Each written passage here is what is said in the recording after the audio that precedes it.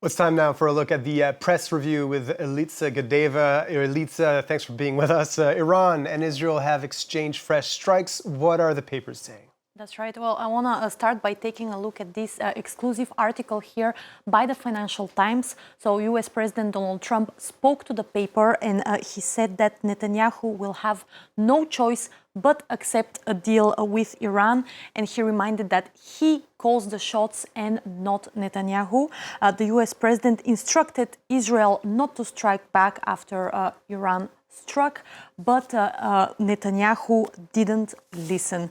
And the New York Post reports that this, quote, Sunday shakeup comes amid active negotiations between the United States and Iran. But according to the US president, this will not have any impact on the negotiations.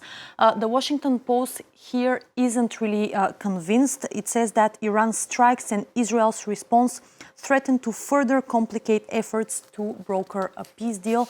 And the paper also reminds that Iran's attack didn't come out of nowhere, but it comes after the IDF struck, quote, suspected Hezbollah positions in Beirut earlier on Sunday. And finally, I want to show you this analysis here by the Times of Israel that says that Trump ties Israel's hands as the partnership collapses.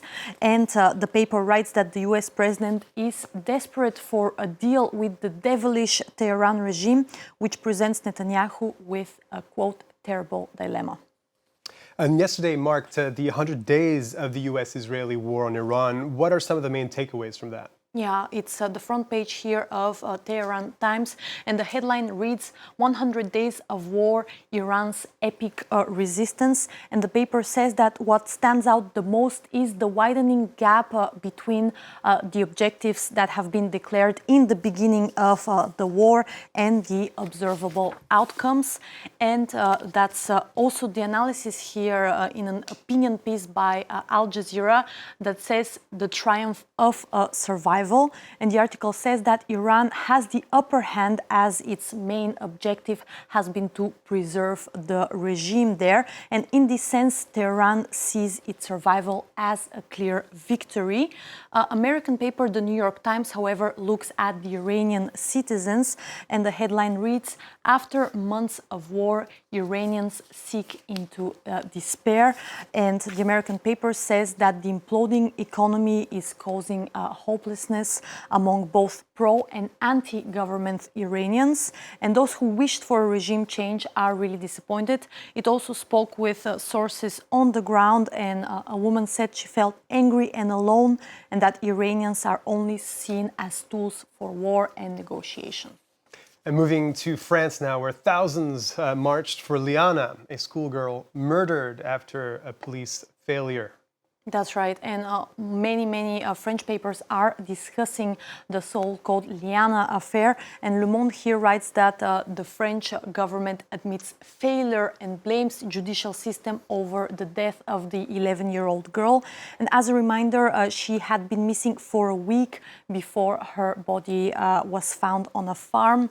And as the controversy grows over failures in the fight against child abuse, papers are really talking about this failure in the judicial system. Liberation's front page here reads, we always say never again, but then it happens all over again. And then the front page here of Aujourd'hui en France takes a quote from the aunt of Lyana, who said, we are sorry for what you've been through. And then I want to also take a look at Humanité, and the headline here reads, a justice system in crisis, children at risk. And the paper reminds that the main suspect was already facing charges of raping minors, and action could have been taken earlier. And finally, I want to finish by this article here in Mediapart, and the headline here reads, if the justice system had done its job, she would still be here. And that's a sentence that really summarizes the public anger over the whole Lyana affair. Charles. Let's finish on a bit of a lighter note here. Barcelona's famous Basilica, Sagrada Familia, is almost finished. Yeah, it's been 144 years of work, but not everyone is happy. So the Wall Street Journal writes that there's a widening gap between the religious vision that inspired the creation of Sagrada Familia and the tourism magnet that it has become nowadays. And with Pope Leo's visit this Wednesday, locals really fear that over-tourism will be massive in the upcoming week. And of course, we'll be covering all of this on France 24. Elitsa, thank you for that.